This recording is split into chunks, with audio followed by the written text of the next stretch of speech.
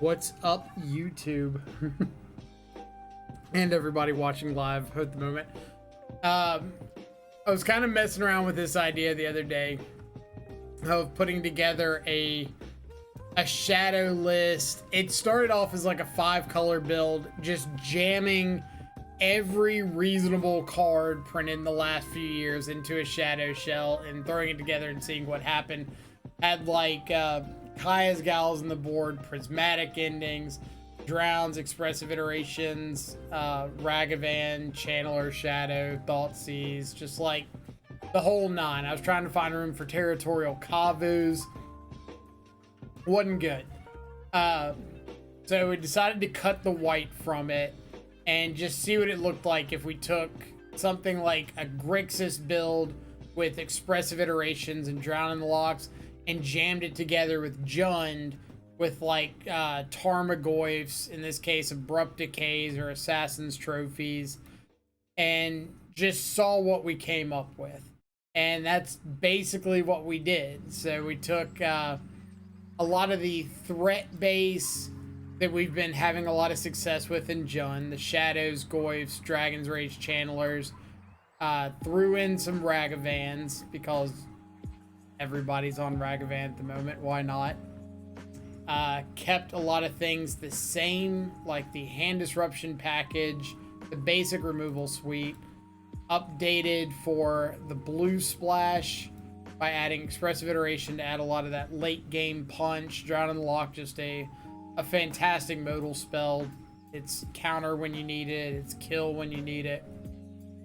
Can't recommend Drown in the Lock enough.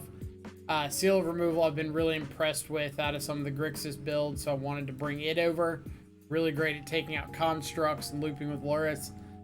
And this is kind of the shell that we came up with. So I ran it through a league with a little bit worse of a mana base and went 4-1. The only loss was to a Grixis Luris deck that was just on like 3 Snapcasters, 3 or 4 K commands, terminates. They just went like above and beyond us in the 2-for-1 department. So I'm kind of okay with that. We beat like Hardened Scales, we beat Hammer Time, we beat Blue-White Control. And so yeah, I figured I'd run it through today, see what it looked like. Some of the awkward things I had come up in the league was not having a breeding pool was weird. We do have 4 Bloodstained Mires that can't get breeding pool, but I still think that Bloodstained Mire is the most important fetch because it does get everything else.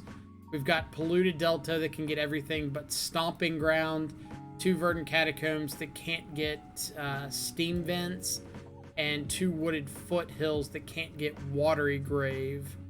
So we do have to be like a little bit conscientious of how we're fetching at any given time to make sure we're able to get all of our colors online. But for the most part, I didn't have many problems with that whatsoever. In the sideboard, we've got 2 copies of Flusterstorm, really been impressing me. It's some tech that I took from Aspiring Spike's Dress Down Shadow deck, and it's been phenomenal. Hits just about everything you want to hit. Very cost effective. 2 Engineered Explosives for the Go Wide decks. 2 Void Mirror. Been seeing a big uprise in Tron recently. So Void Mirror not only gives us an extra piece of hate against things like the Teamer Rhinos decks, Living In also comes in against Tron and can do some good work there. 3 Nihil Spellbomb for the Grave Hate. Ancient Grudge and a couple of copies of Abrupt Decay is a little extra hate against artifact decks, any other creature matchups. 2 Alpine Moon, great against Tron, Urza Saga, as well as things like Blast Zone. And Luris is our companion of choice. Probably cut the Stomping Ground for a second Crypt. You really don't want a second Crypt, and it's balanced around having everything be able to fetch the black. Like, the Crypt is good, but it's not really a situation where you want to get 2 of them. You're not running Croxa You're at most needing 1, maybe 2 red pips occasionally.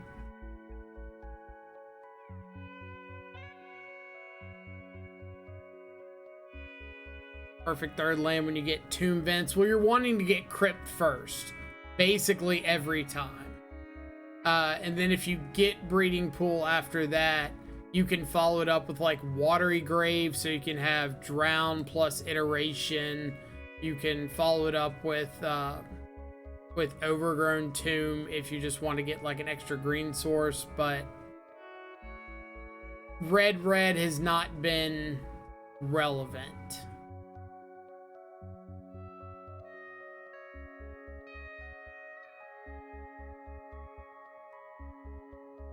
So you're saying we want to support black, and red. Black, yes. Red, not really.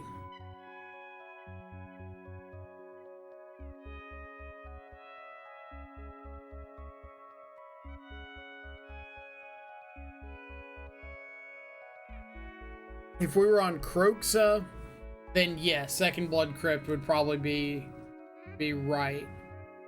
But with this, we really want to get our color pairings, and Stomping Ground to pair with Watery Grave is another option that we have available that lets us cast everything.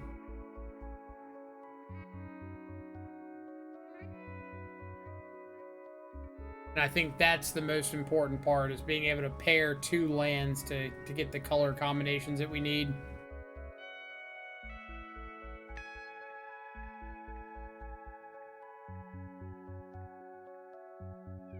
But we'll keep an eye on it. Like, it's a good point to bring up. So we'll see if it ends up hindering us.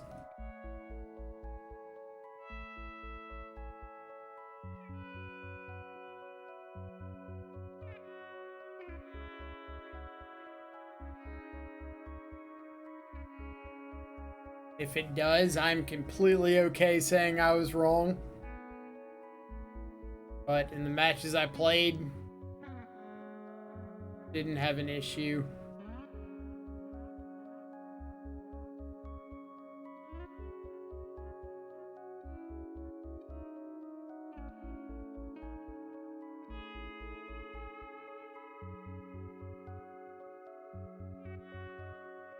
All right. Decent little Grixis opener here. Definitely keeping. Depending on what they do, we might Ragavan turn 1. We could Channeler dash Ragavan on 2. We could Thoughtseize on 1.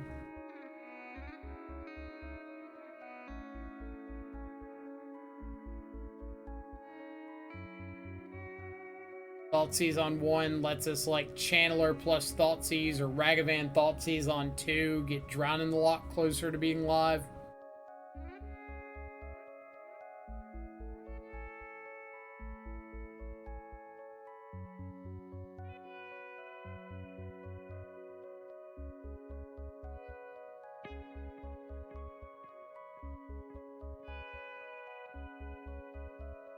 Fire Bluff Grief. So it looks like Living End.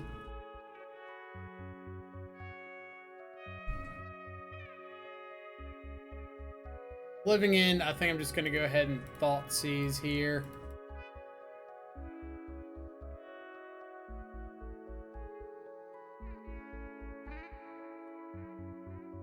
I kind of want to just take the Riverwinder to cut off draws, but that's probably a little too aggressive. Like, at the moment, they do need lands plus Cascade spells. Alright, so that'll give us Tarmogoyf when we're ready. So, am I going Channeler Thoughtseize? Am I going Ragavan Thoughtseize? Am I going Overgrown Tomb Tarmogoyf?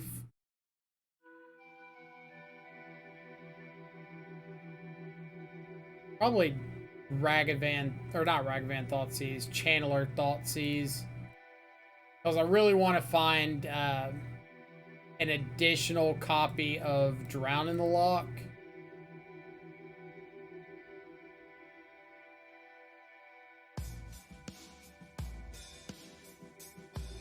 Certainly something that I'm interested in here.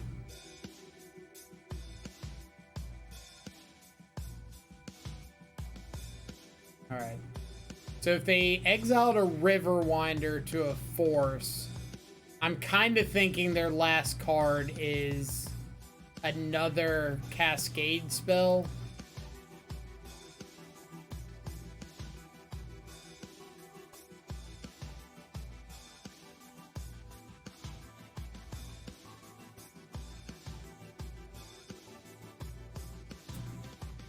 Street Wraith. Not too terribly interested in the Street Wraith.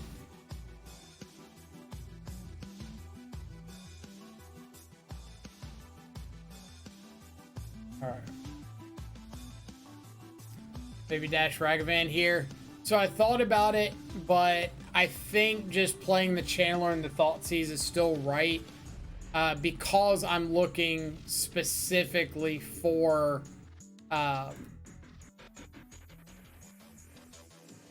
another Drown in the Loch, and I want to maximize my ability to possibly see that.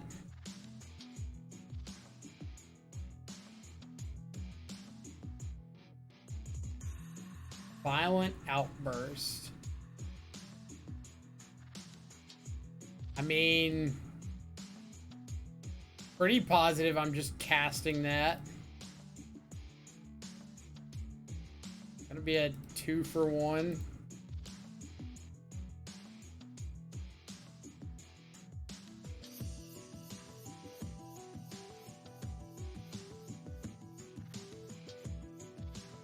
Cascade into an Inquisition, sure.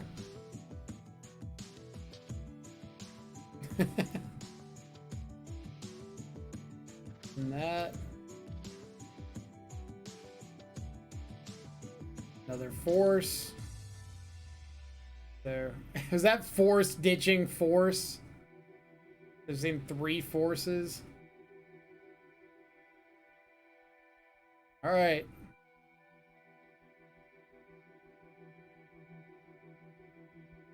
I still feel like their last card is another Cascade spell. They're protecting it pretty heavy.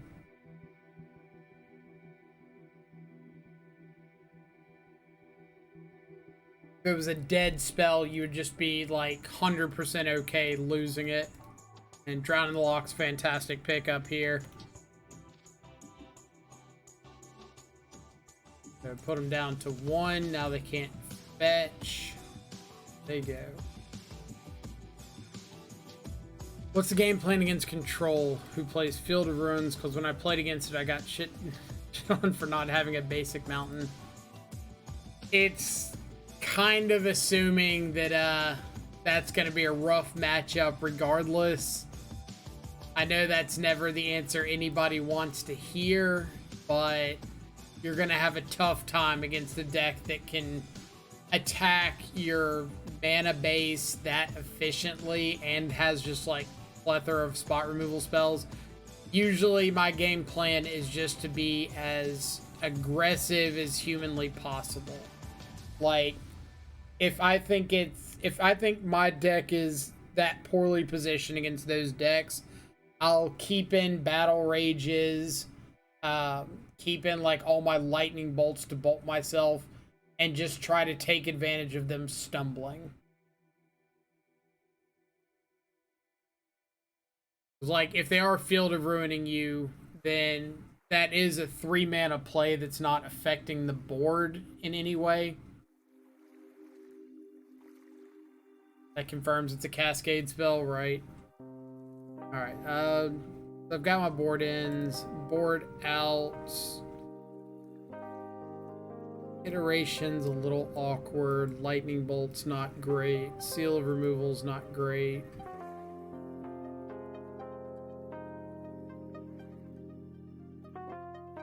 But want to board out another iteration?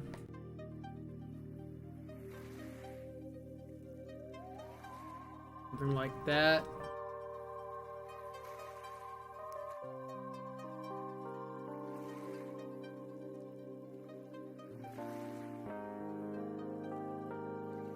Unholy Heat's not great either, but it does kill some stuff after.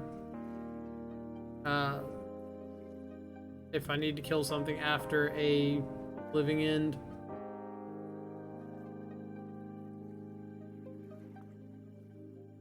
Keep it like 1 heat in.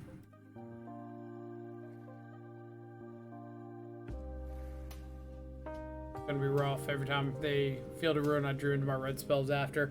Yeah, like you could always board a mountain if you were really concerned about those matchups. But it's usually not something I'm too interested in doing. Alright. This hand is really good, especially if we find a second land. But I've just got a lot of like good spells to cast if I don't. And I've got kind of my best hate pieces in the matchup in hand already.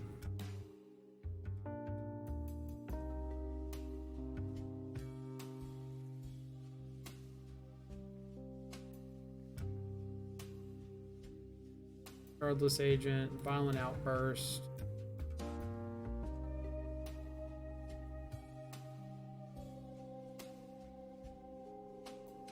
Riverwinder down.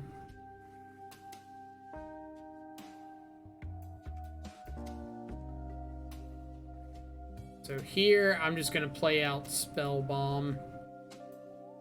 I could Inquisition, but like Inquisition doesn't do anything against a second Cascade spell, where Spell Bomb can hang around and tag the yard whenever.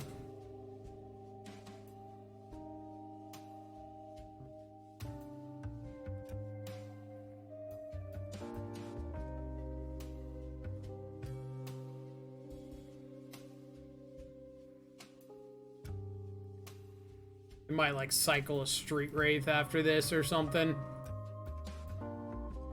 Yeah.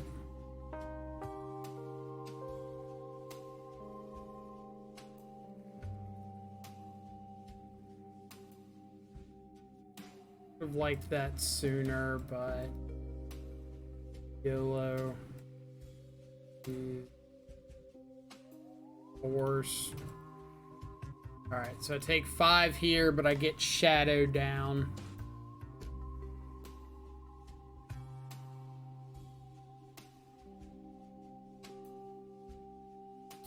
Now I could fetch Shock and get Shadow plus Goyf. That's something I'm interested in. Do that or just hold up Drown.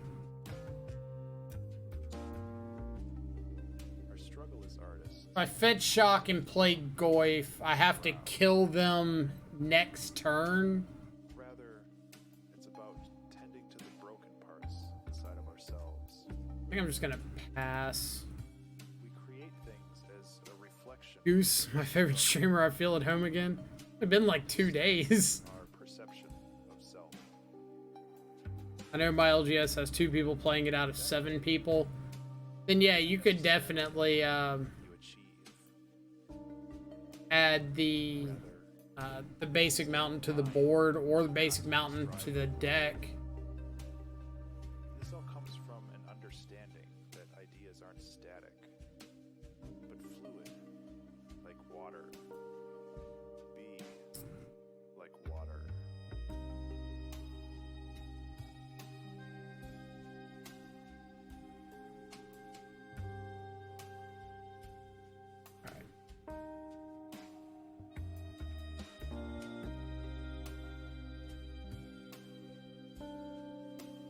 Now, do I want to Thoughtseize?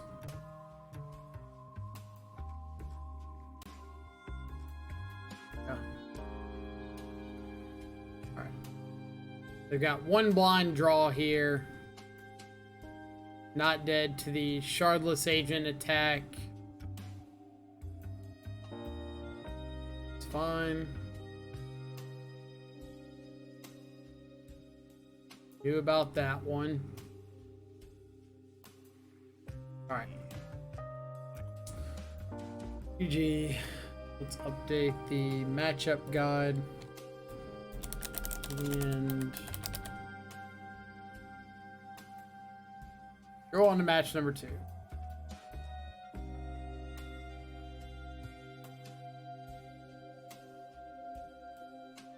Have to supplement my Twitch needs with these non-shadow people.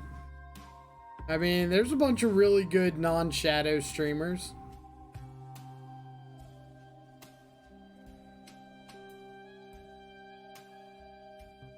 Plus, with Aspiring Spike playing a lot of Dress Down Shadow recently, then there's even more people that are picking up the deck. The deck list: 4 Shadow, 4 Chandler, 4 Street Wraith, 4 Murktide, 4 Fatal Push, 4 Stub, 4 Thought Scour, 2 Unholy Heat, 2 Battle Rage, 2 Inquisition, 4 Thoughtseize, 4 Bobble.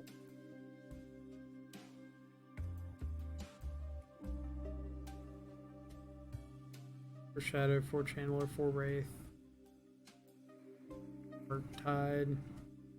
They're just kind of like OG Shadow replacing Gurmag for Murktide.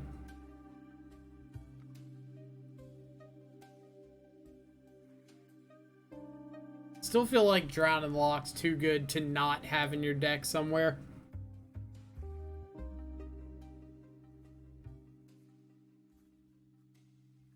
Pretty okay hand. Pretty assuredly casting Ragavan turn 1. I think I might just hold on to this Bauble, crack it on their upkeep. I don't need anything on my turn 1. I can't play anything that I draw off of it. So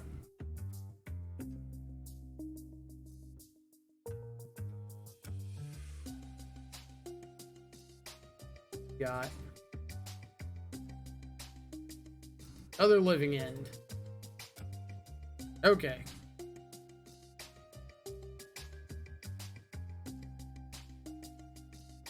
Like this 5-0 with the Dress Down.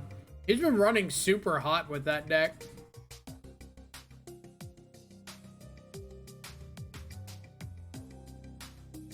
We hath been griefed. Assume they take the Drown in the Lock. Yep.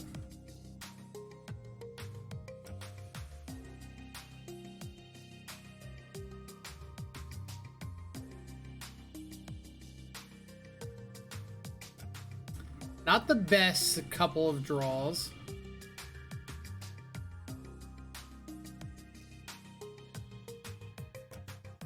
So close. Man, if this were a turn later. Alright.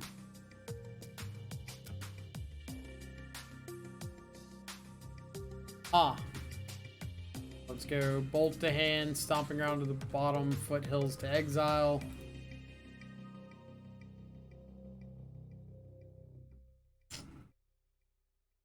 And say go. Need a few less lands if we're gonna have a chance this match. Or to hit one of their griefs on the appropriate turn.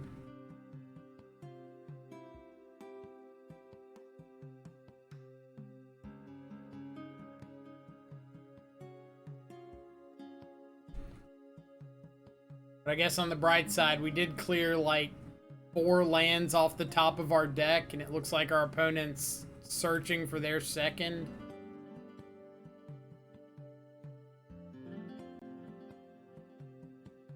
So honestly, I wouldn't mind hitting like a Shardless Agent off of their library.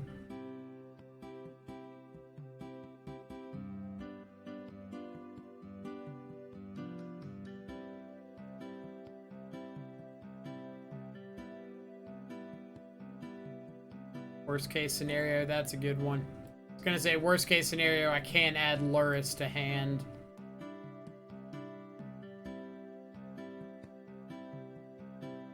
Something I can cast? Ooh, I can cast that. Heck yeah.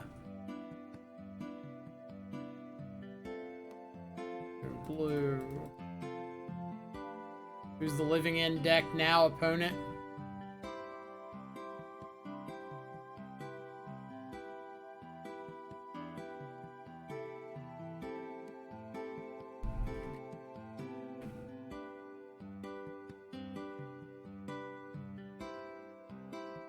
No! Oh! Needed you to brick one more time.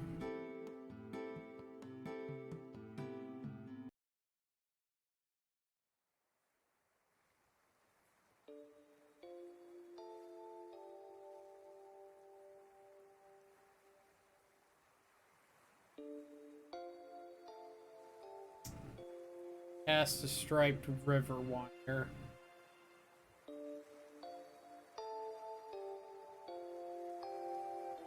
Let's see if maybe we can do something good with this Thoughtseize. Assuming they've got like a force of negation or something here.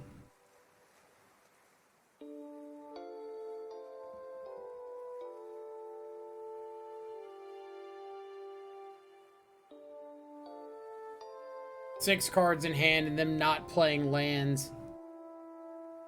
Pretty unlikely that they don't have a force.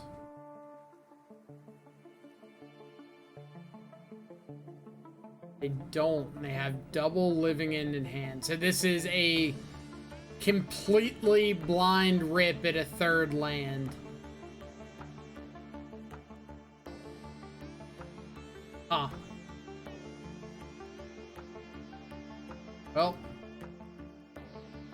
Anything not named third land.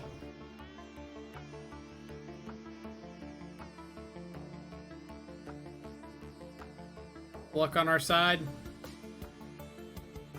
Yeah.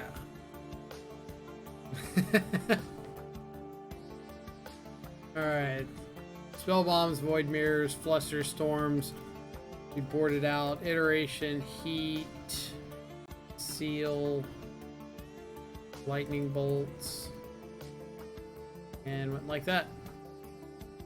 All right, wouldn't mind picking up another win against Living End. This was a matchup that Spike was talking about being rough for his deck, for the Dress Down Shadow deck.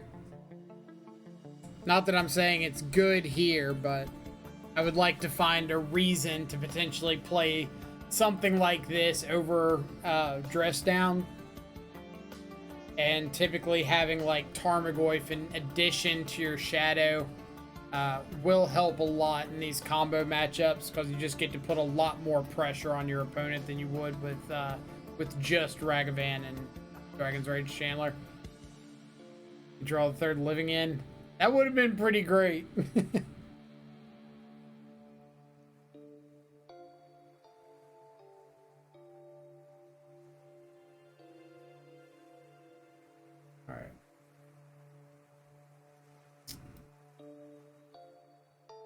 Don't think this is gonna do it for us. We'd have like two blind, completely blind rips off the top. No way to filter it all. Maybe if one of these lands were a bauble, especially if this one of these lands were a Thoughtseize, I could probably keep it, but not anything. I don't think it's a go.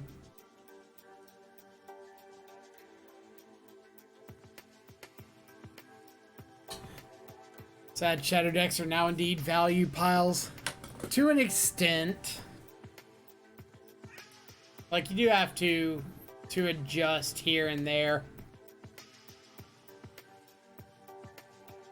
You can't do the same thing over and over again and expect the same results when everything around us is shifting. So I can get Blood Crypt here. Play Ragavan. This lets me get Breeding Pool next turn, so I can play Goy for Iteration. If Mike goes live and doesn't even go out of his way to tell me he's going live, taking my whole damn head. Weird Beto-isms. Hold on, I got you. Hey, Matt, I'm going live. You're welcome. All right. For anybody who doesn't know, I'm Redist is one of my roommates.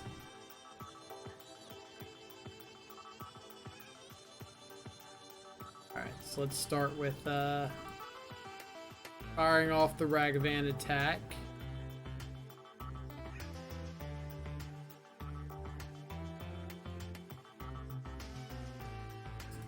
Expressive iteration. Not at home. Well, then I just yelled awkwardly at Zach for nothing. We'll go Void Mirror to hand, Foothills to the bottom, Bauble to exile.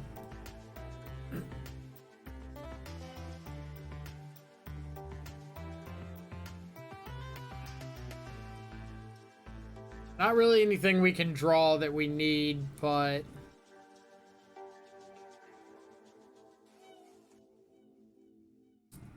on Dragon's Rage Channeler. Probably not.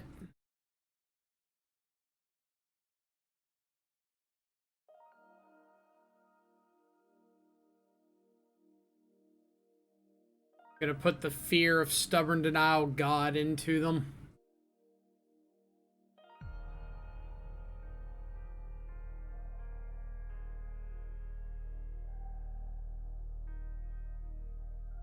Alright, well, if they've been Forest, then I'm absolutely assuming they've got the third land to be able to cast a Cascade spell here.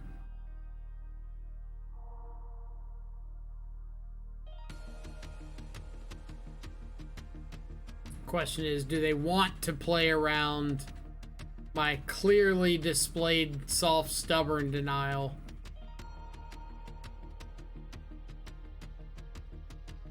Or do they want to go to my turn and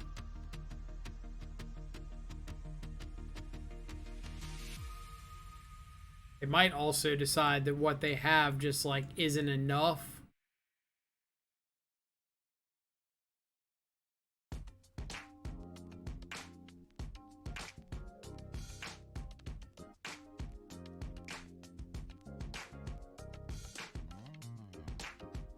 You're not. All right.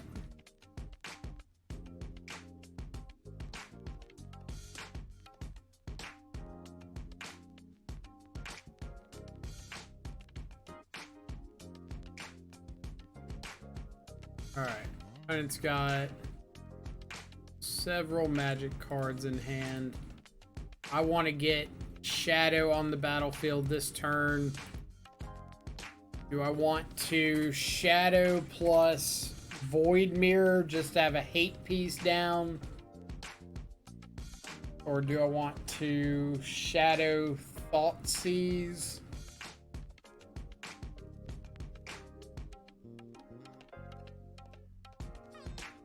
Five cards in hand.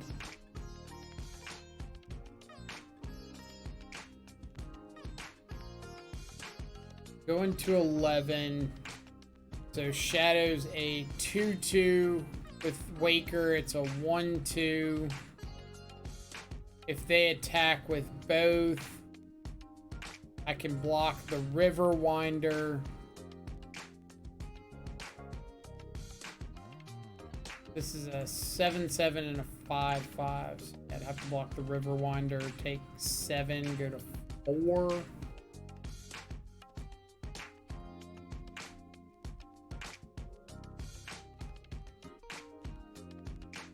I don't really have a reason to cast another Living End.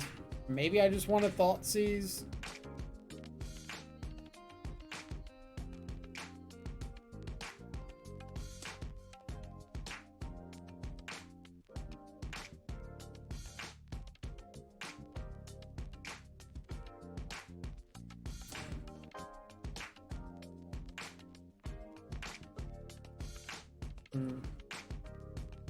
Tough.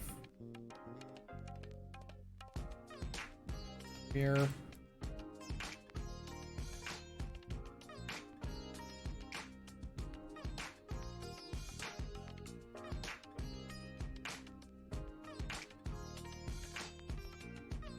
dead to something like a Brazen Borrower, so maybe that was an argument to Thoughtseize instead.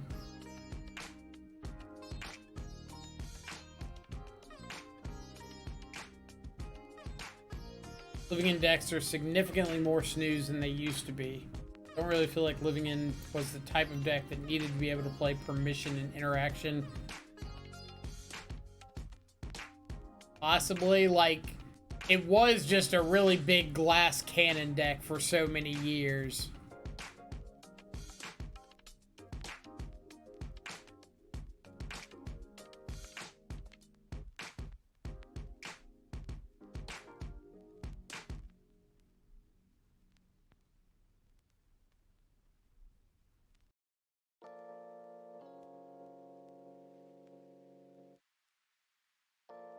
Opponent reading over Death Shadow right now to figure out why it's not dead.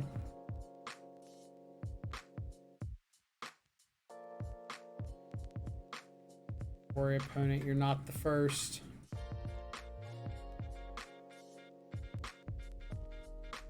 I do need to get this Tarmogoyf down. Oh, another Shadow's not bad. Shadow in hand, bobble to the bottom, or fetch to the bottom, bobble to exile.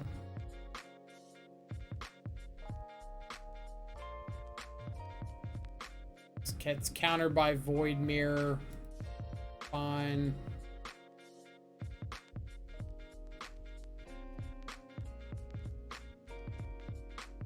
Down the other Shadow. There you go.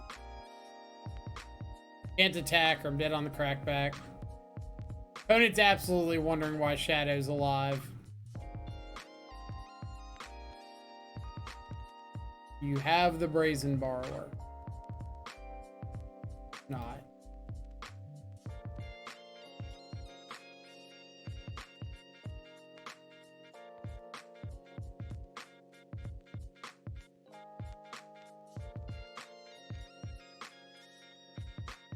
In their hand if they're not casting anything.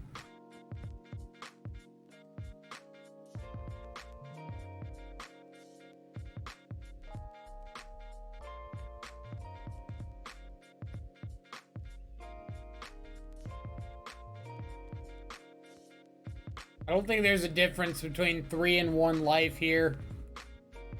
Maybe they have a Stomp, but I don't think these decks usually play Bone Crusher.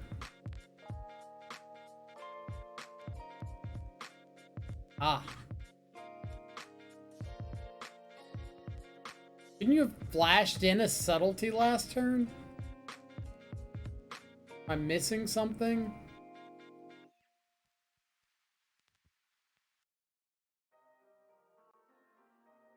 Pedro, how's it going? So I was right that there wasn't a difference between 3 and 1. We were dead to Subtlety at 1, we were dead to Subtlety at 3.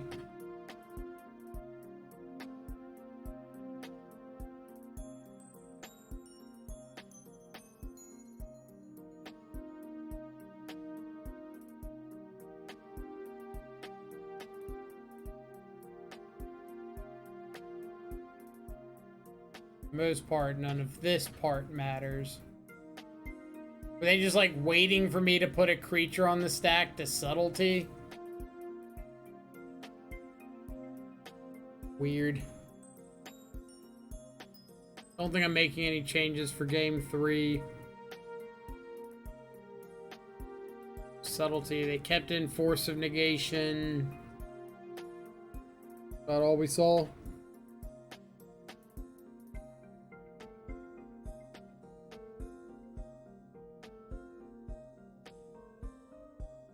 Need to find some Drowning Locks.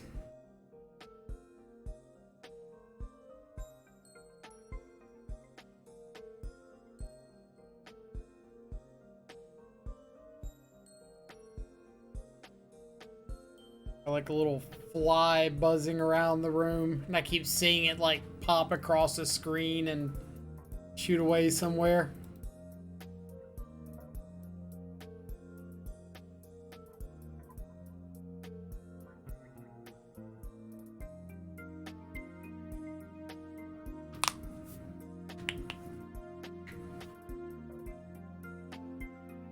Alright. Let's get a hand of turn 1 Ragavan, turn 2 Thoughtseize Goyf, turn 3 Void Mirror, Drown in the Lock.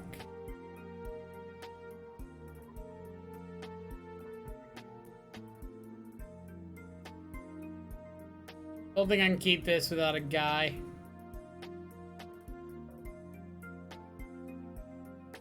Alright. We'll ditch Channeler. Get to go turn 1 Ragavan, turn 2 Tarmogoyf, hold up Flusterstorm. With so many with so many CMC2 cards and only 19 lands, would this list be viable without Ragavan? I think yes, as long as Ragavan was another like 1 mana spell, it would be fine. Like, you're not relying on the mana that Ragavan produces for the deck to work. It's just like an added benefit.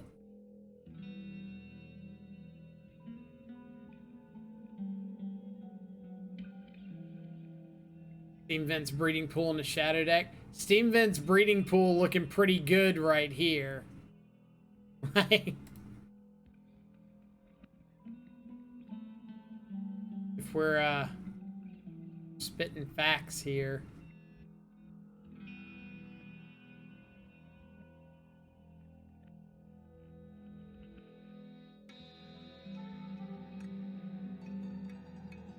Don't get me wrong, I wouldn't mind a fetch land just to grow the Tarmogoyf, but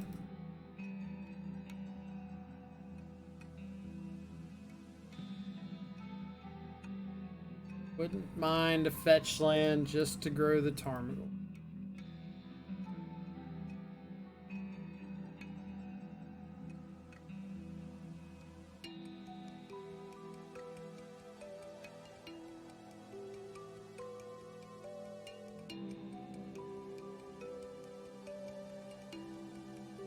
Yep.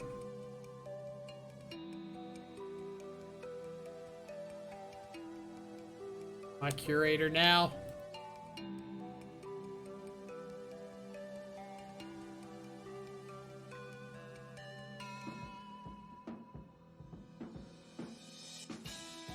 Might be owned by Fidelt125, but it's doing work for Control Freak.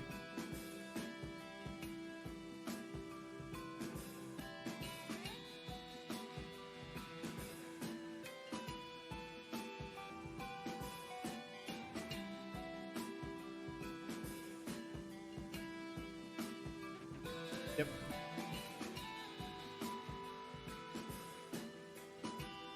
Keep them coming. Okay, that one grows Tarmogoyf too. Now we've got Lethal on board. Flusterstorm is really good in this matchup.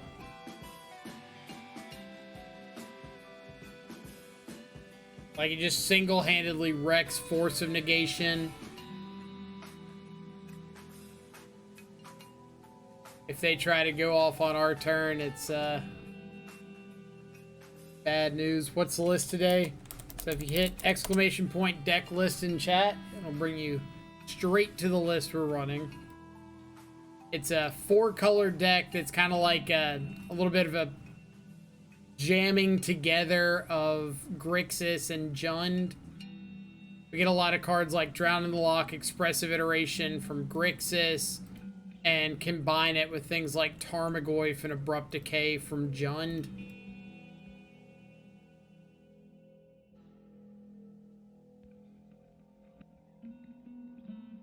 The Living End went from basically Glass Cannon to almost a twin style deck in the sense that it can dirtle around, control the board.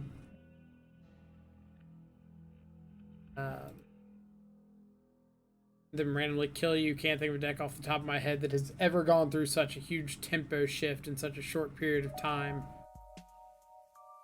Sounds pretty accurate, yeah. Heavily rewarded for playing that bauble pre-combat. Force of Negation this OP.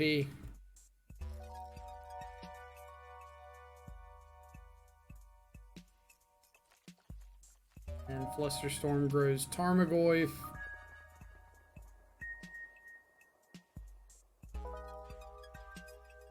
Yep.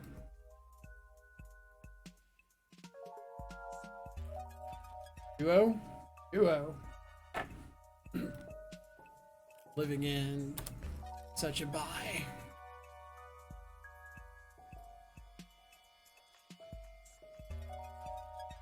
On to match number 3.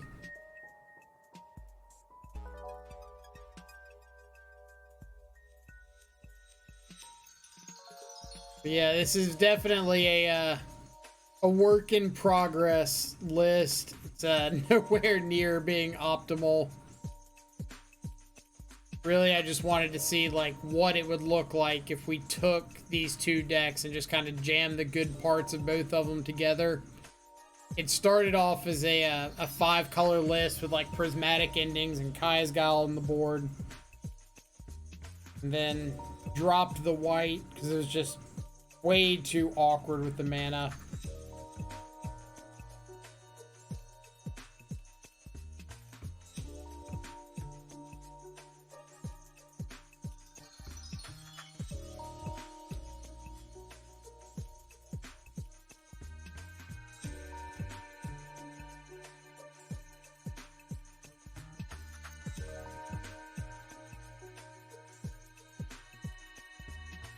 Really looking for a reason to play something like this over like Aspiring Spike's dress down Grixis list, because the only real differences are Tarmogoyf instead of dress down and no Croxes.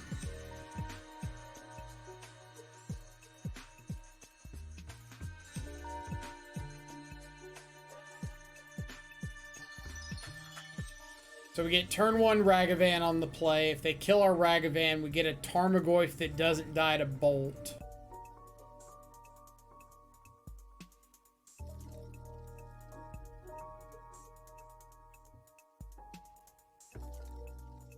This hand's pretty rough if they're on like Hammer Time.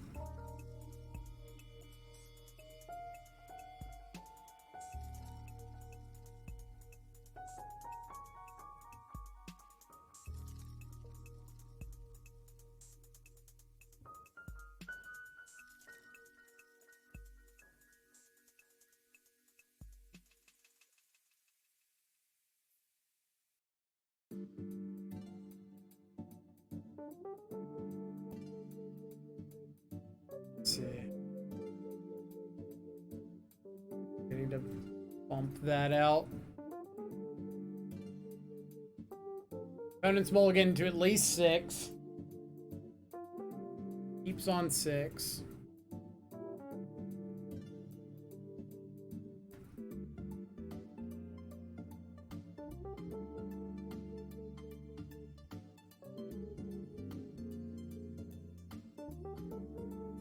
Alright, what are they on?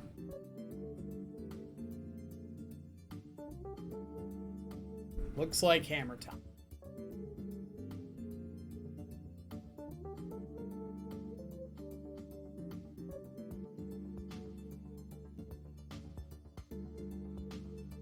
Iteration's a really good draw there.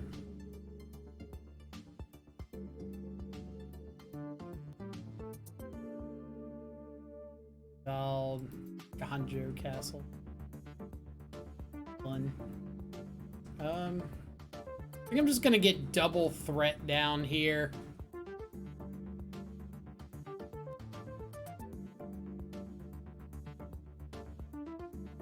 Is that my best play?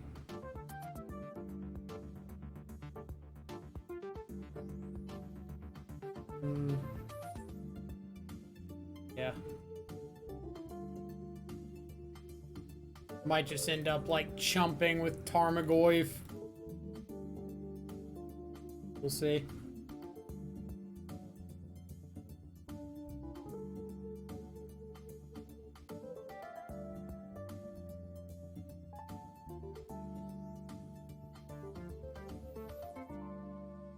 Got a hammer.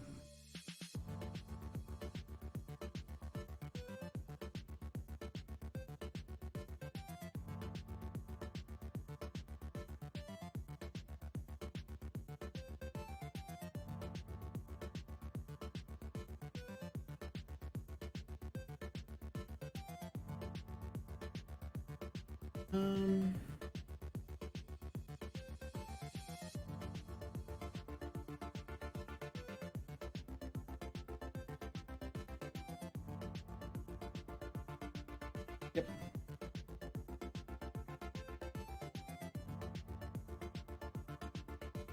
Need this. That's a good draw.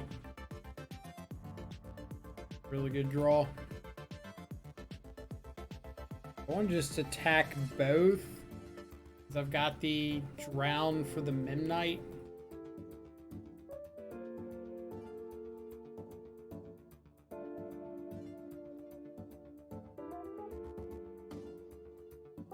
Guess I can wait a turn.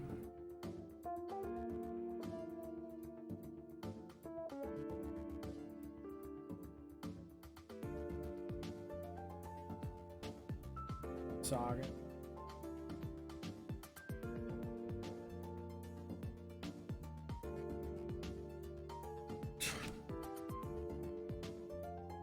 Bolt to hand.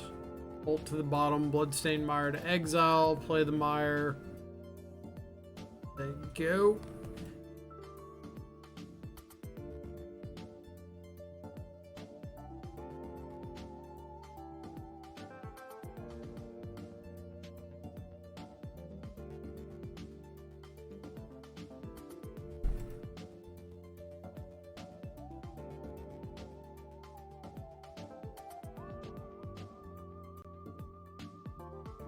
Do want double red here.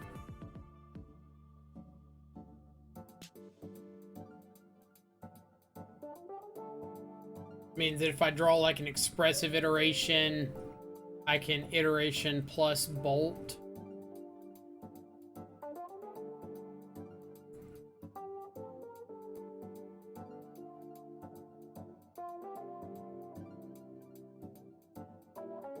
I really want to be able to lightning bolt like a You're Still Paladin or something like that.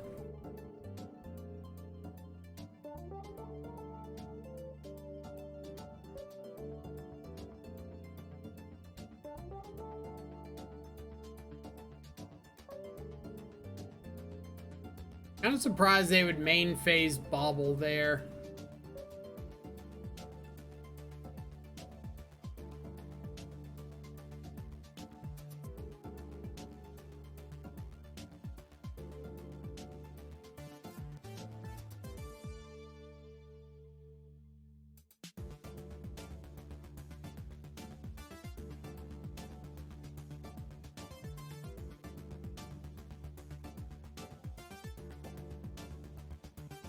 So if you want to block the Ragavan, you're going to have to trade something for it. And I get to add Luris to my hand and like Luris dash Ragavan next turn. That's it, I'm going to kiss you. What did I do? Got you on the hydrate.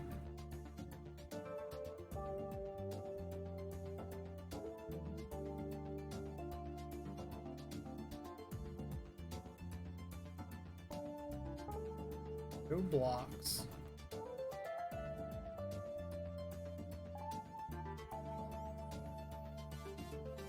Alright.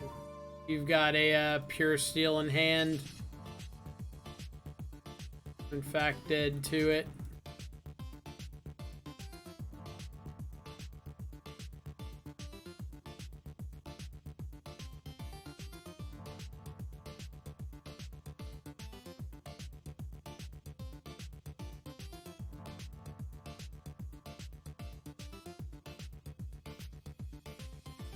Need to go get some more water in a bit.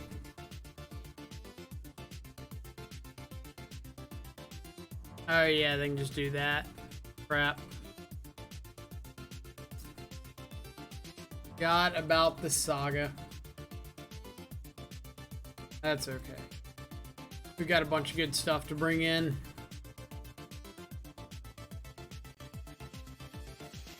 Things I'm less interested in.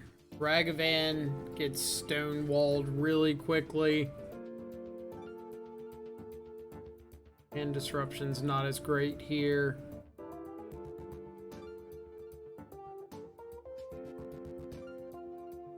Iteration, because I need to be a little bit more proactive, cheap and efficient.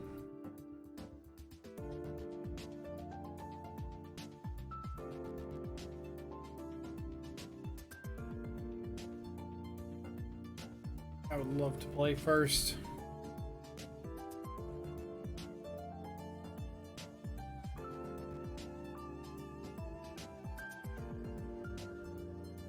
All right.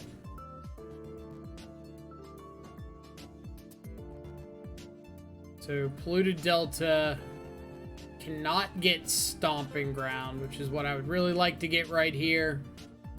But it does get Blood Crypt.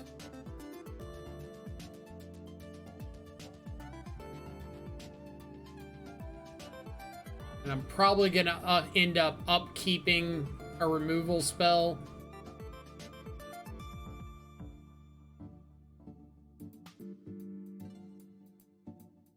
Kind of up the chances of hitting a second land. Perfect.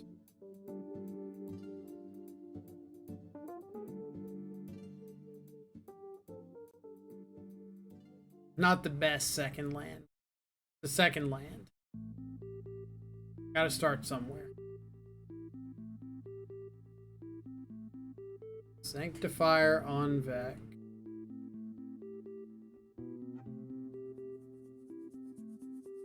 I think all art and imagination at some point leads you to think about things that aren't true. And that can be a great exercise for adapting to the world. What do you got?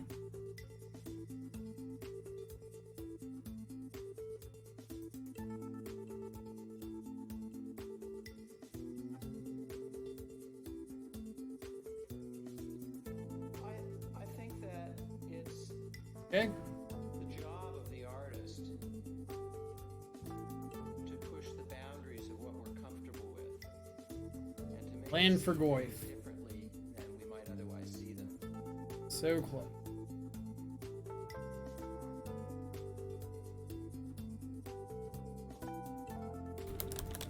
This suck. I think that having art All right. is a We find the land for Tarmogoyf. We've got a chance. that artists help us to recontextualize things, to make connections that we might not otherwise make, and they're not always successful at it. It doesn't seem like they kept a hand that's doing anything too insane. They're just like relying on sanctifiers.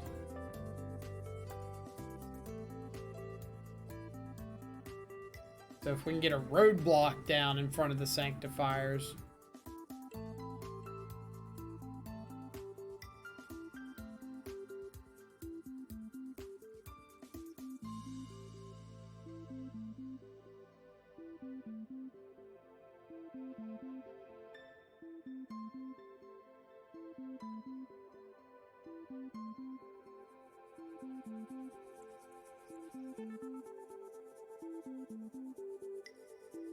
We're gonna end up taking 4 this next turn.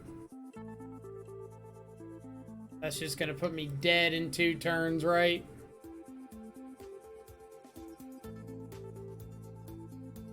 Asking the question, you know, what is art and what is music and what are the limits? And we saw it in the Dadaist movement painting, and we saw a kind of backlash against that. Oh, Goyfs. Hyperrealism and photorealism. 100% should have named Watergrave with Alpine Moon so you could have double spelled. If only it didn't say lands your opponents control. Gain the ability. Alright. Too little too late. We'd have to fetch and shock that in, and we'd be dead to the attack back. And those questions have helped us to do things like Rough. harness the power of fire and discover the wheel and have agriculture and decode DNA and discover penicillin and all this stuff. And I still think that hand was okay, because we had Unholy Heat, Bolt, Channeler, Alpine Moon that we could all play.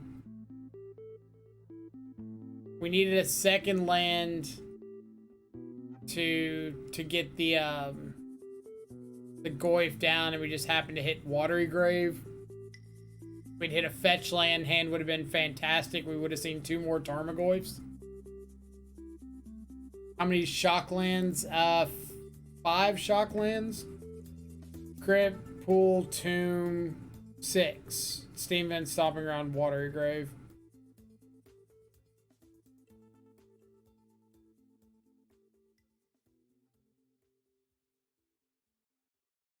Which, like, we could cut one for another fetch, but we would end up just, like, messing up our color pairings.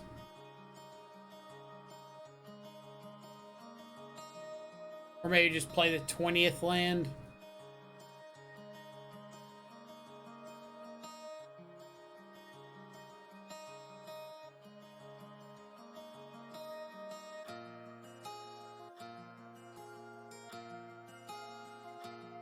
Really don't want to mulligan in a Luris Mirror.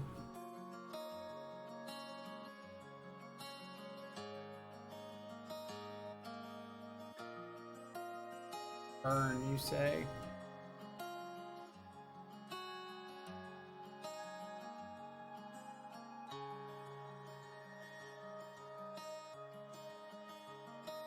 Pretty positive I want to get a Swamp and Inquisition.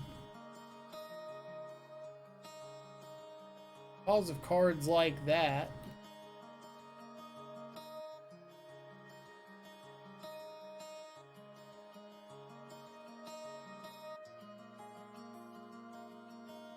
Their hand is not particularly thrilling. The real question is, do I Thoughtseize this upcoming turn in the hopes that they drew a second burn spell and I get to guaranteed take one of them?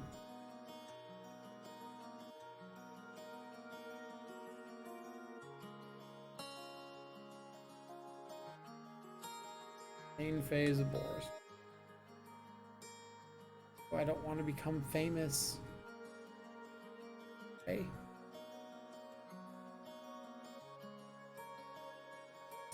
I can do that one. Like all of the benefits of Thoughtseize without the drawback of life loss. Duration. Do hit the burn spell. So next turn we can Delta. It'll get our blue source. They drew Inspiring Vantage as their draw for turn.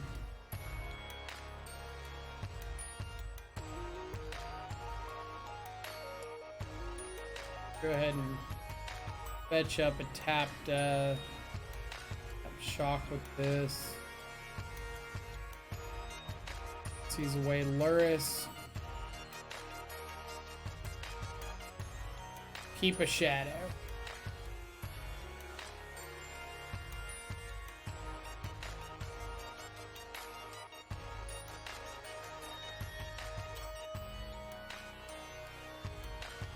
Later nerd, we already famous. Again, this song is the perfect JoJo character name. James Flamestar.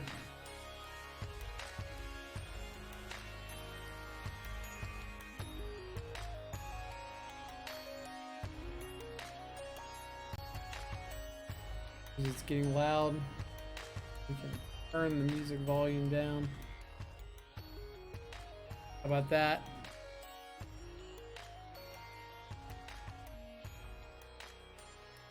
It's like just this song, it seems like.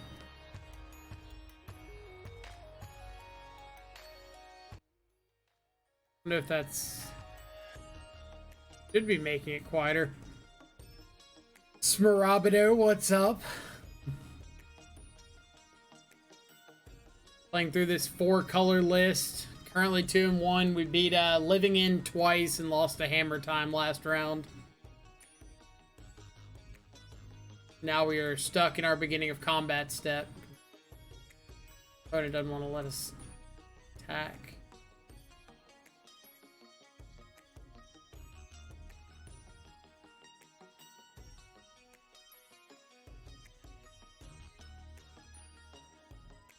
Alright, now do I want to put myself in a position to be dead to Boros Charm? Or do I want to wait?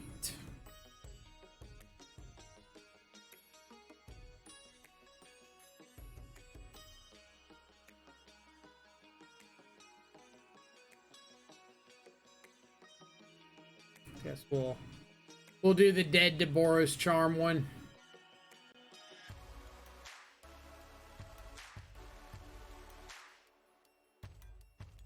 Alright.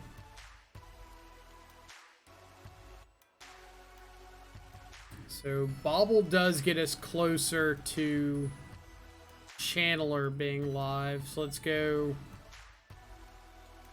Shadow to hand. Catacombs to the bottom, Bobble to exile, play the Bobble.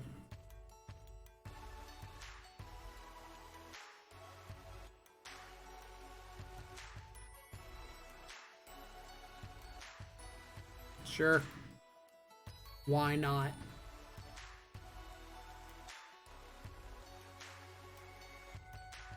This looks very sexy. I do like the list. Lightning Bolt. Alright, OP. Please don't have a Boros Charm right here.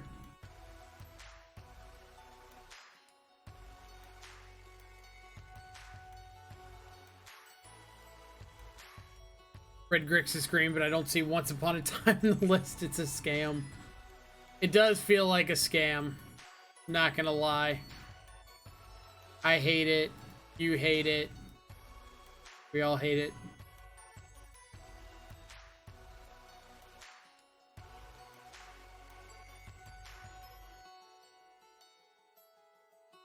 Alright. We got lethal next turn, and we're holding up a Drown in the Lock. You know, one of the last two cards is Sacred Foundry. You got it. I'm going to drown everything you hold dear on this turn.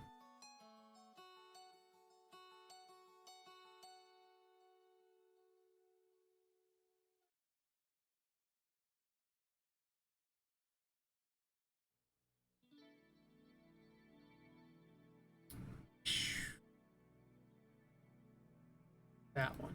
Counter that one. Counter the one that puts us not alive, no mo. Alright, so bringing in Flusterstorms, boarding out, heal, and healing an iteration. Seems good. Good old float and crack. I like it. I like the sequencing.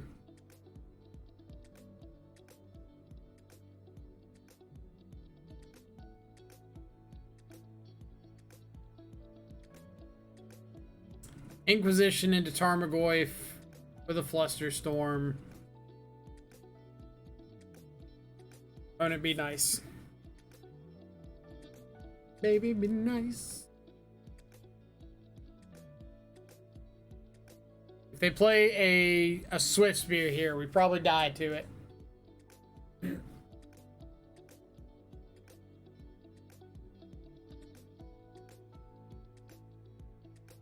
My daily Kroxakun check.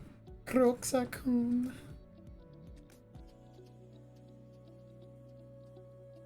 Alright, QB Turtle, what you got? I feel like I played QB Turtle sometime in a challenge a while back.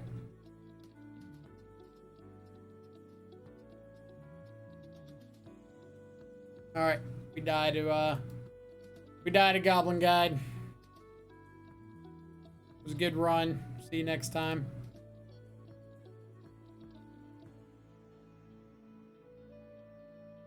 swamp.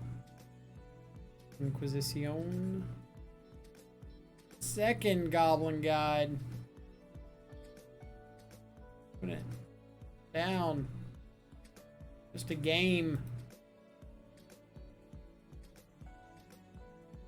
Just a game.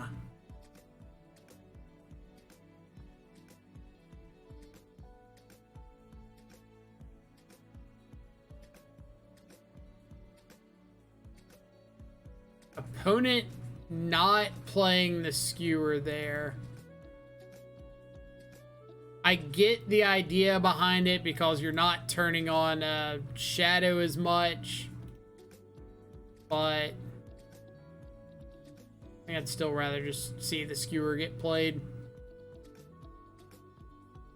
Round in the lock. Are they going to skewer my Tarmogoyf? That's not going to work out.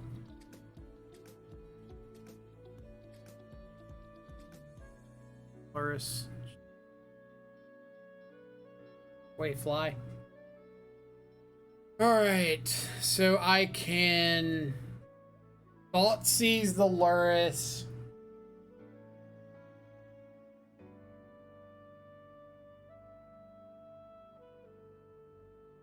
I think I'm just gonna have to pass this turn. I really want to get a tapped Steam Vents.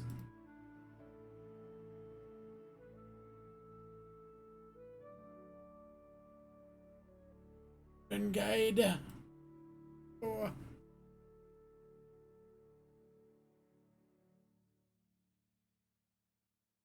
They know about drowning the lock.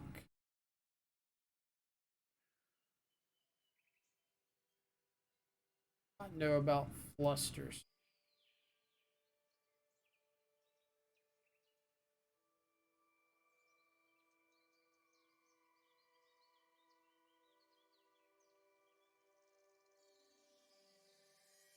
That there. Tapped Steam Vents.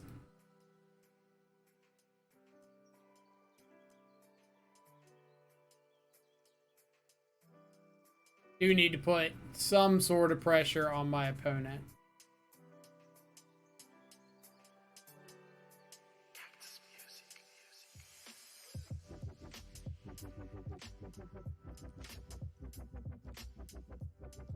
Carry on.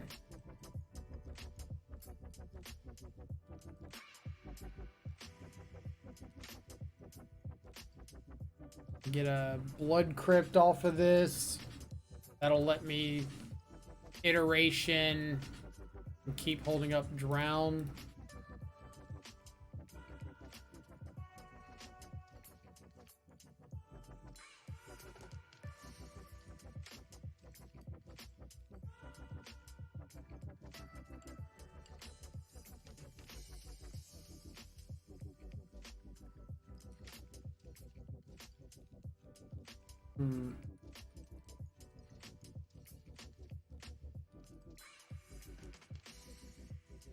I want Tarmogoyf. Or do I just need to be like aggressively looking for another Flusterstorm or Drown? I think I need to look for another Flusterstorm. And or Drown in the lock.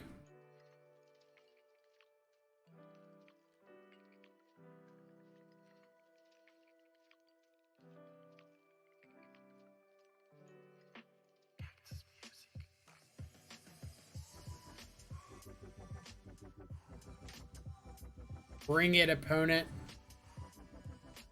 Hit me, you won't.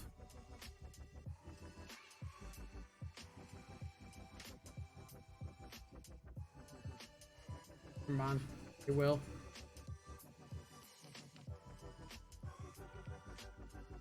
Get Blood Crypt. Lands. Reveal Mishra's Bauble. That one. That left Goblin Guide looks slightly more menacing than the right one.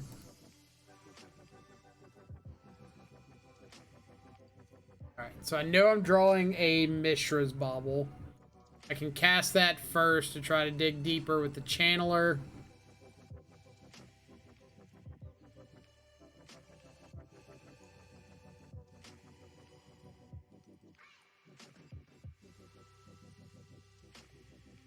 eventually.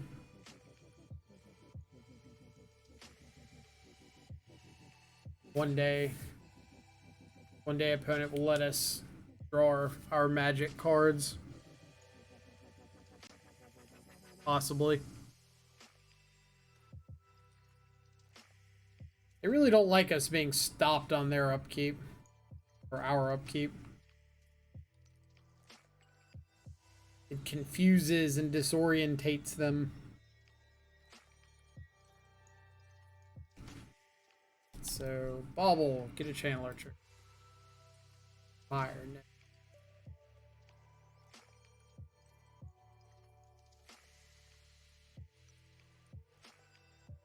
A Monastery Swift Spear.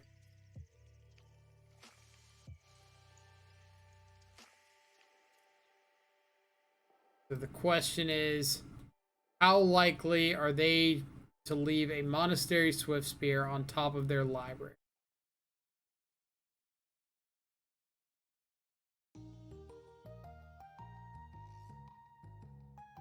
In a Tarmogoyf.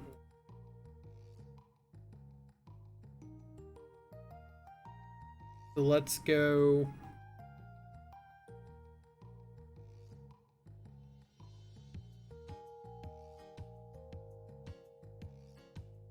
What am I going with here?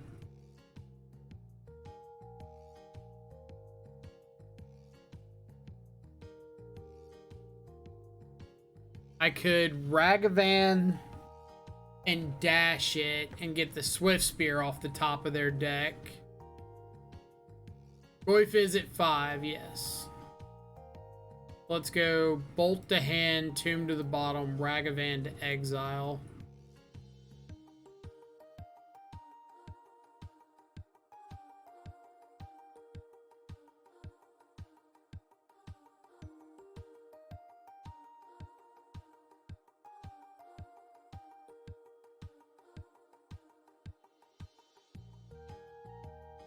Yeah.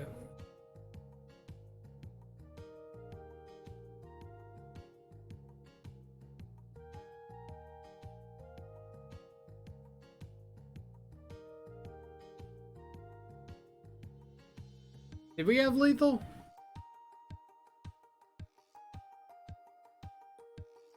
Channeler 3, 4, 5. Oh, we did, didn't we? Punt. Punt on my part. I didn't even take a look at their life total. I thought they were... What did I think they were at? They were at 13, right? 5, 6, 7, 8, 9, 10, 11, 12, 13. Yeah. Yeah. I don't know why I was thinking we were nowhere near 13 damage. I was like, oh yeah, they're at like 2 turns, 100%. Nothing I can do about that.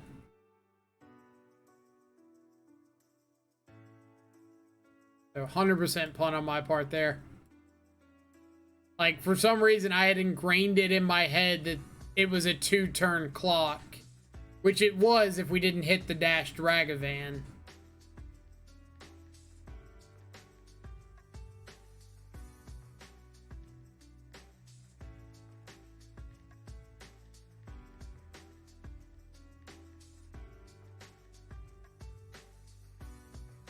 So, straight up punt. He couldn't block the Goblin Guide was tapped.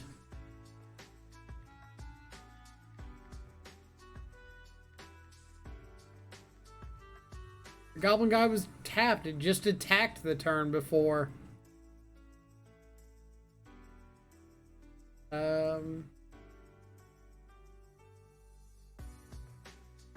Is it?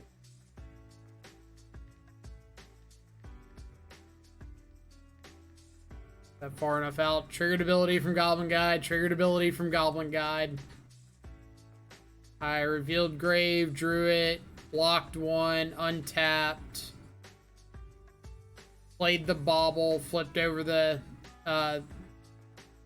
Bloodstained Mire, then cast the Expressive Iteration, which found me the Ragavan. So it was a punt.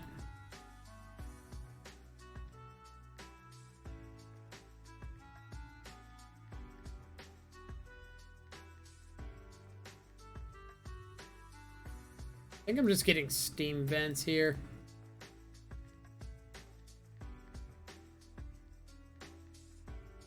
I will admit when I've punted.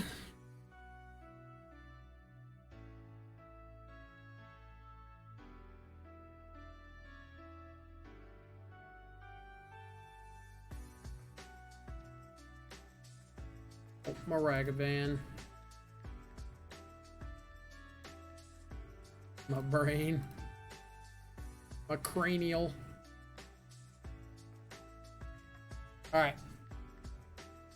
If we find one more land to get a basic swamp, we're pretty good. Find one more land to get a basic swamp.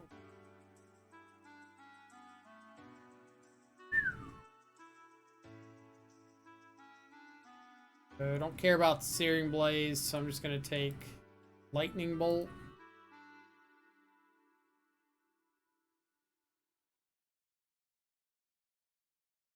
Cranial needs a plating.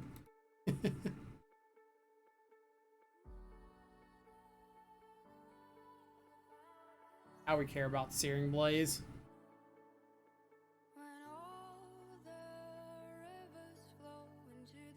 So they're gonna go for Searing Blaze on my turn into untap Boros Charm.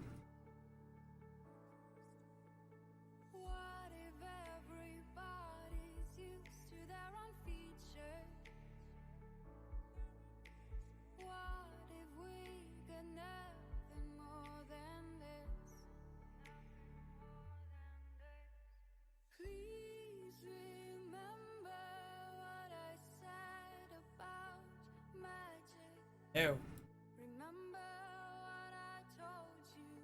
You pay for that Searing Blaze.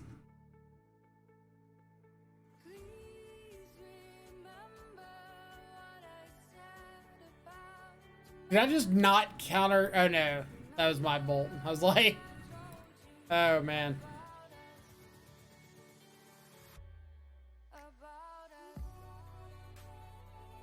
All right.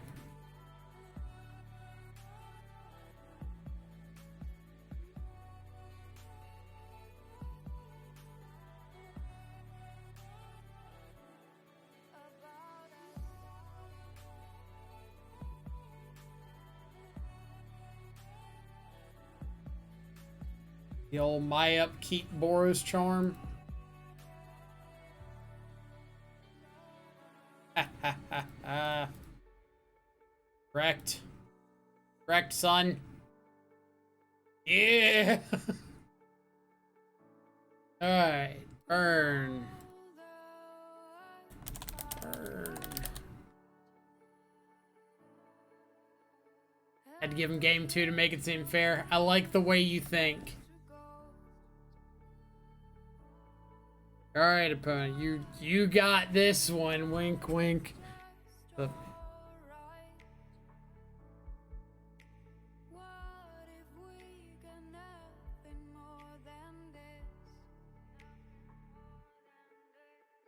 you got us in that game 2, sport.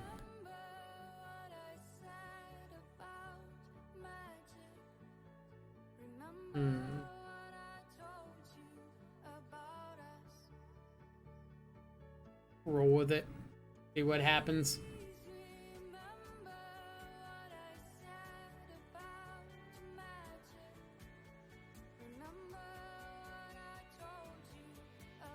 Still might want to find room for the 20th land.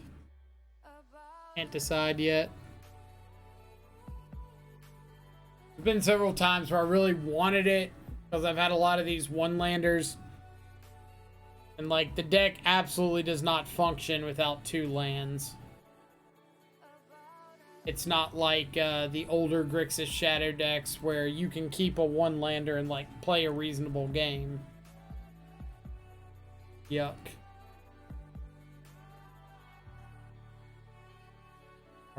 Our nemesis. Tron.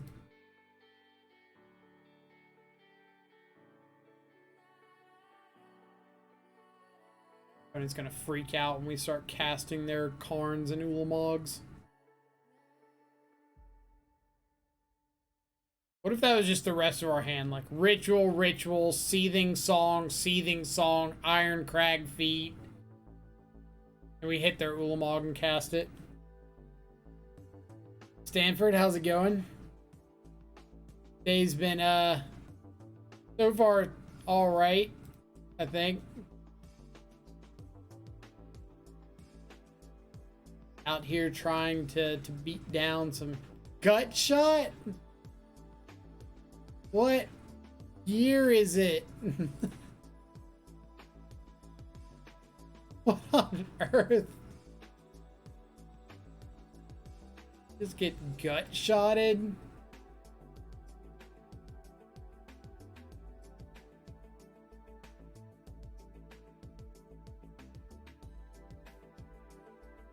Gut shot out of Tron.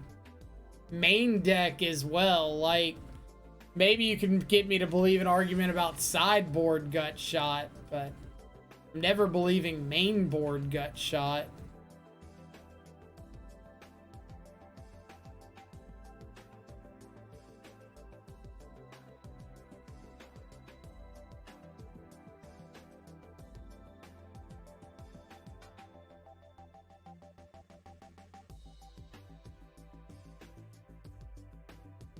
Alright. Since we're dead to, like, any resolved relevant thing, we might as well go all out. MTGO is just a jungle. That would never happen in a paper tournament. Probably wouldn't, but I've seen stranger things happen. Yep. Alright. We, in fact, do not beat Ugin very well.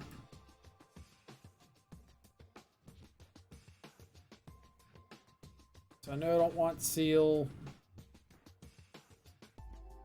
Holy Heat's pretty bad. From some bolts.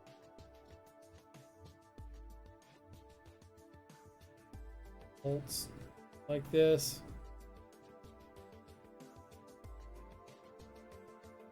So cards like Flusterstorm can hit Ancient Stirrings, Sylvan Scrying, Cut Shot. But really, we're hoping to lean on like Void Mirror and Alpine Moon.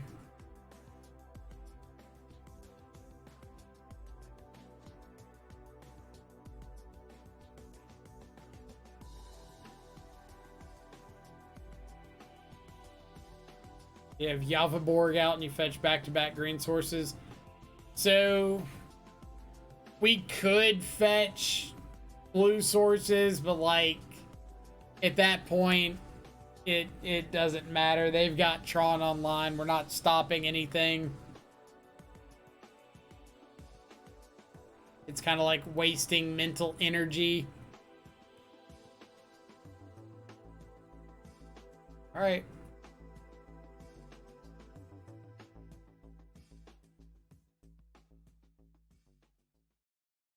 Paper tournament's probably about to go away again. Did paper tournaments ever come back? Like, I don't even remember paper tournaments being around.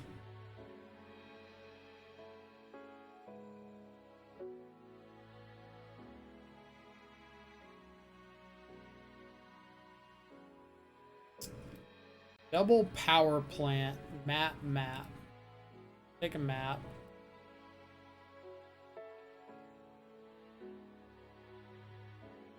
Alright, how much are we betting for turn 3 Tron to be online?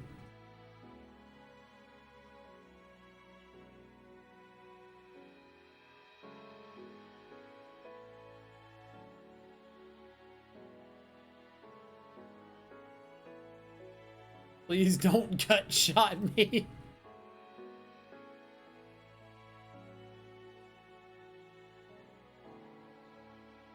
What did I say? Turn 3 Tron was gonna be online.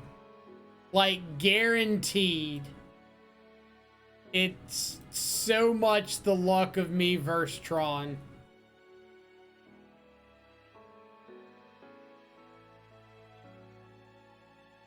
Just naturally drawing the second Tron land like nobody's business. Why do you play Void Mirror over the free Chalice? Because of Gut Shot? Because Void Mirror actually has game against decks like this, where Chalice doesn't. Chalice is only good against Living End and Living End in the Rhinos deck.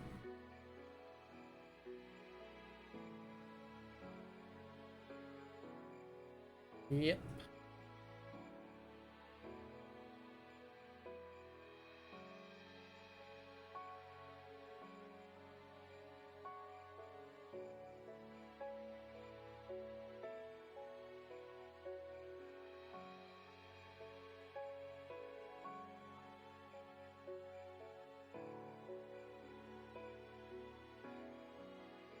So Tarmogoyf in the yard gives me Delirium. So I can attack Karn with Channeler.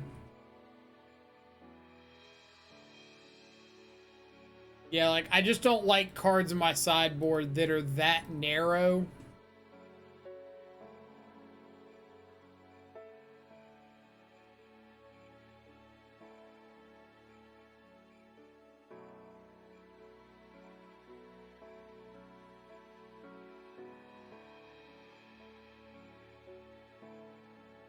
All right, what you got?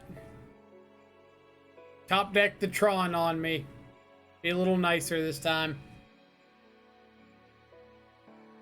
They've got an extra power plant. They've got a scrying and a stirrings they can't cast.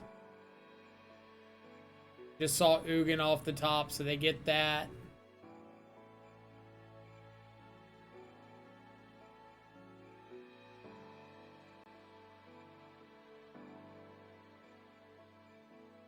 Like, I really wish that I could just have a memento to, like, how awful my luck is against Tron. Like, have it plastered on a wall somewhere, shown off to the world. Like, y'all don't understand. This is a daily occurrence against Tron.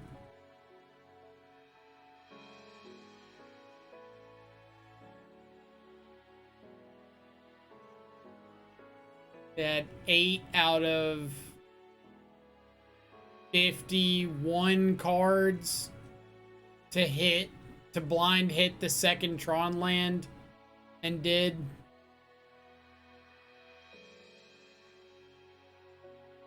Or 8 hits, 2 draws out of 51 cards. 52 and then 51, yeah.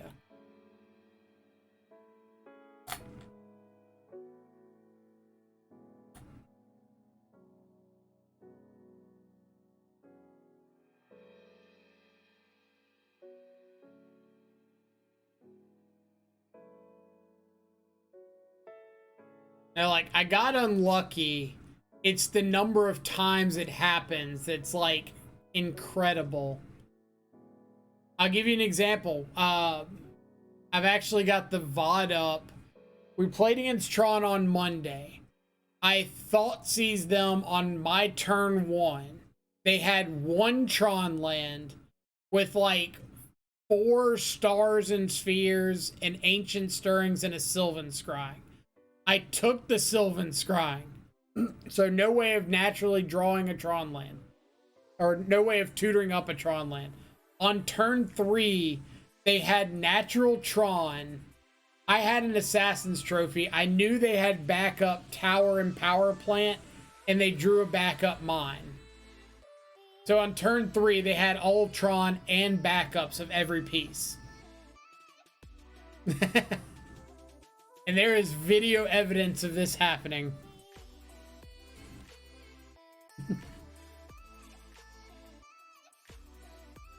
Yep.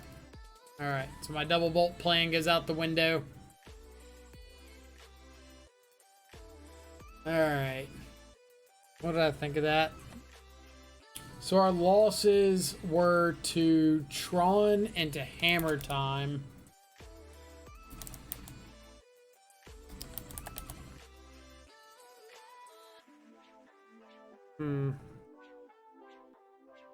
Like, the matches that weren't Tron and Hammer Time, or weren't Tron, it felt good. Hammer Time, it was fine. It was just not having the green source game 3.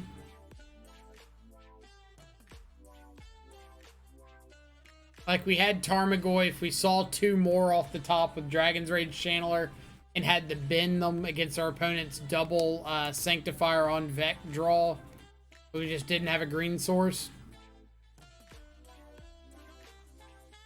Which, if I do remember, Pedro was telling us to cut a green source. That would have made it even less likely that we hit one. Hitting.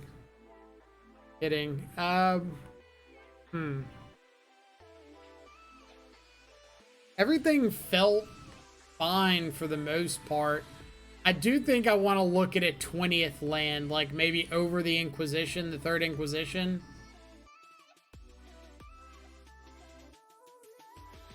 Maybe add another basic.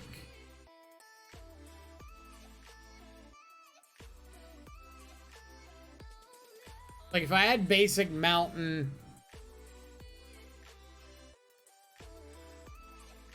Basic mountain do anything that I want? Like, would I rather have basic island? Or would I rather just have another fetch land?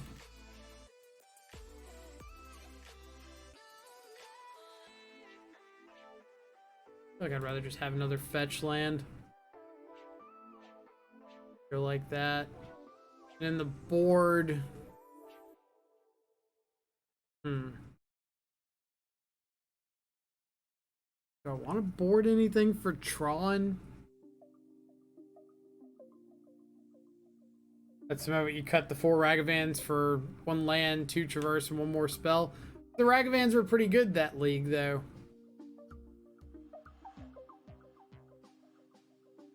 Like, Tron is on the uptick. So I don't hate the idea of adding in another card for Tron.